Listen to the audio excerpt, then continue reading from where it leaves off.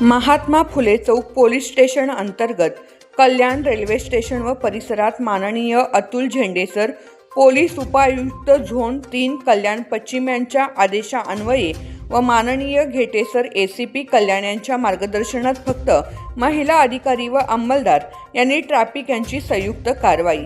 नाकाबंदी दरम्यान वाहन तपासणी करून चलन देण्यात आले।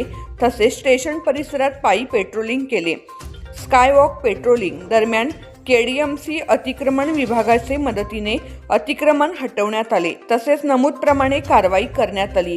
कोपता 35, 112, 117, 17, 102, 117, 28 ट्रॅफिक अंमलदाराच्या मदतीने नाकाबंदी दरम्यान एकूण करण्यात आलेल्या कारवाई 23 अशा एकूण 103 कारवाया करण्यात आलेल्या आहेत। सदर कारवाई दरम्यान 4 महिला अधिकारी व 32 महिला पोलीस अंमलदार हजर होते।